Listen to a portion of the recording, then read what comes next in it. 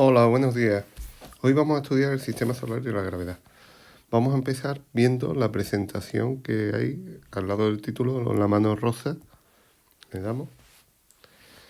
Y vemos que si nos pone aquí el ejemplo de una pelota que está cogida con una cuerda a la que giramos, ¿no? Si fijamos y la hacemos girar, vemos que la fuerza de la tensión que hace la pelota hace que cambie constantemente de dirección. Empieza a dar vueltas a nuestro alrededor. Vemos que la fuerza va dirigida hacia el centro, es decir, hacia nuestra mano. Y la velocidad es tangente a la trayectoria, es decir, al movimiento circular que se produce. Vemos que... Y va a depender del radio, de la distancia a la que se encuentra. Vemos también que la pelota, mientras mayor sea el radio, menor la velocidad de giro, mientras que cuanto más cerca está, mayor es la velocidad de giro. Esto es un sistema muy parecido a lo que ocurre en nuestro sistema solar. En el sistema solar, ¿qué ocurre?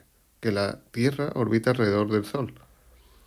En este caso no es debido a la tensión de la cuerda, porque no hay ninguna cuerda que una a la Tierra con el Sol, sino que existe una fuerza que nos mantiene unidos, que es una fuerza a distancia, que es la fuerza gravitatoria, que es la fuerza que se ejerce en dos cuerpos que tienen masa. Como la masa del Sol es tan grande, pues produce una fuerza gravitatoria muy, muy importante sobre la Tierra. Y la órbita es un poquito elíptica, porque es muy parecida a un círculo, más que a una hélice, lo que nosotros vemos como una hélice. El Sol se sitúa en el centro de nuestro sistema planetario y su elevada masa es la que hace que los planetas giren a su alrededor. ¿Mm? Los asteroides son pequeñas rocas que también orbitan. La mayoría se encuentran entre Marte y Júpiter. Y los cometas se acercan y se alejan mucho del Sol. Hacen una órbita bastante elíptica. Vemos que el sistema es muy parecido al que vimos antes con el ejemplo de la bola atada a la cuerda. Los satélites naturales son aquellos cuerpos celestes que giran alrededor del planeta, por ejemplo la Luna alrededor de la Tierra, también debido a la fuerza gravitatoria. La Luna es el satélite natural de la Tierra, entonces tarda aproximadamente 27 días y 8 horas en completar un giro en lo que nosotros consideramos un mes, en una trayectoria que es circular. ¿Qué ocurre con las mareas? Vamos a ver qué ocurre con las mareas. Si nosotros vemos aquí, esta vista que estamos viendo es desde arriba, desde los polos. Entonces, cuando la zona del planeta está más cerca de la Luna, se produce lo que se llama la pleamar, es decir, la marea alta. Y vemos que las zonas que están más alejadas, ¿no?, pues estaría la bajamar, ¿no? Ahí tendríamos entre una pleamar y una bajamar, sería entre la marea alta y la marea baja, transcurre aproximadamente 6 horas. Esto es debido a la atracción gravitatoria que ejerce la Luna. Vemos que se dan 4 mareas a lo largo del día. Si no existiera la Luna, pues no existirían las mareas. Cuando, además de la Luna, se alinea el Sol, es lo que llamamos mareas vivas. Entonces las mareas altas y las bajas son mucho más grandes. Seguimos. Esto lo dejamos y pasamos a la velocidad de la luz. En la velocidad de la luz vemos que la luz, la luz es la velocidad de la luz la más alta que existe. No existe una velocidad que sea más alta que la luz. La luz viaja en el vacío a una velocidad de 300.000 kilómetros por segundo. Que si lo pasamos a unidad del sistema internacional son 300. Vaya.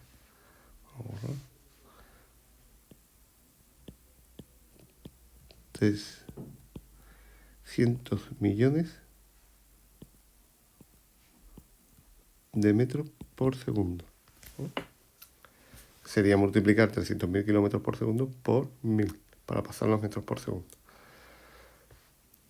Esto sería en el vacío. Si cambia de medio, la velocidad se hace un poco más pequeña. Aquí tenemos un ejemplo y se calcula la distancia entre dos cuerpos celestes. La luz que emite la estrella polar tarda 431 años en llegar a la Tierra. Y se calcula la distancia en kilómetros que nos separa de este astro. Aquí lo primero que tendríamos que hacer es pasar los 431 años a segundos. ¿Por qué? Porque la velocidad mide en kilómetros por segundo. Un año son 365 días, ¿no? 24, o un día son 24 horas, una hora son 60 minutos y un minuto son 60 segundos. Y nos saldrían 13.592 millones de segundos. Si yo tengo ese tiempo y lo multiplico por 300.000 kilómetros por segundo, nos sale una cantidad de 4.078 billones de kilómetros. Como vemos, una distancia inmensa. Entonces, debido aquí el universo es inmensamente grande y las distancias son altísimas. Entonces, aquí no usamos ya el kilómetro, utilizamos una unidad de distancia mucho más grande, que es el año luz.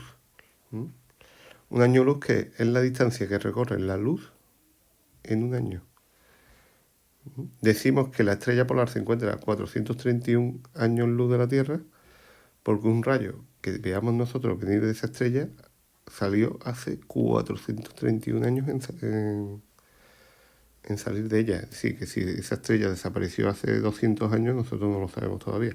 Pasa igual que con uno de los cálculos que vamos a hacer en este curso es el tiempo que tarda la luz del Sol en llegar a la Tierra, que tarda 8 minutos y medio aproximadamente. Y vamos a ver que la luz que nosotros estamos viendo aquí del Sol salió hace 8 minutos y medio del Sol. Como dice, además del año luz, se utiliza otra unidad que es la unidad astronómica. La unidad astronómica es una distancia que mide la distancia media entre la Tierra y el Sol, que nosotros vamos a considerar 150 millones de kilómetros.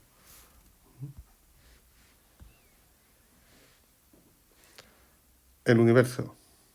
Esta pregunta, el universo es el conjunto de todas las cosas que podemos percibir.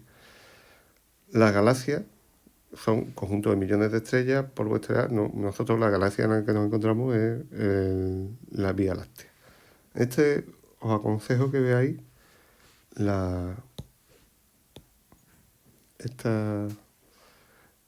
esta página web para explorar el sistema solar. Tarda mucho en cargarse, por lo menos a mí me ha tardado mucho en cargarse, pero está bastante entretenida. Pasamos al siguiente. Vamos a ver. Ahí, vamos. Comparación entre la fuerza gravitatoria y la fuerza eléctrica. Vamos a ver. La fuerza gravitatoria. La fuerza gravitatoria depende de la masa. Depende de la masa de los objetos, mientras que la responsable de la fuerza eléctrica son las cargas eléctricas. Si la masa aumenta en el campo gravitatorio, pues la fuerza gravitatoria será mayor. Si las cargas aumentan, también será más grande. Aquí vamos a comentar que la intensidad del campo gravitatorio es muchísimo más pequeña que la intensidad del campo eléctrico. Es más, la fuerza gravitatoria es la fuerza de la naturaleza que tiene menor intensidad. Atracción y repulsión. El campo gravitatorio hay que decir que siempre es atractiva. La fuerza gravitatoria siempre es atractiva. Nunca vas a ver dos masas que se repelan. Y van dirigidas hacia el centro del cuerpo que los produce. Por ejemplo, en un planeta dirigidas hacia el centro del planeta. Por eso cuando nosotros tiramos un objeto en la superficie de la Tierra, esté en el hemisferio norte o esté en el hemisferio sur, siempre va a caer hacia abajo, porque va hacia el centro del planeta. La fuerza eléctrica va a depender del tipo de carga que tengamos. Si tenemos cargas iguales, la fuerza eléctrica tiende a repelerse. Mientras si tenemos cargas de distintos signos, tienden a atraerse.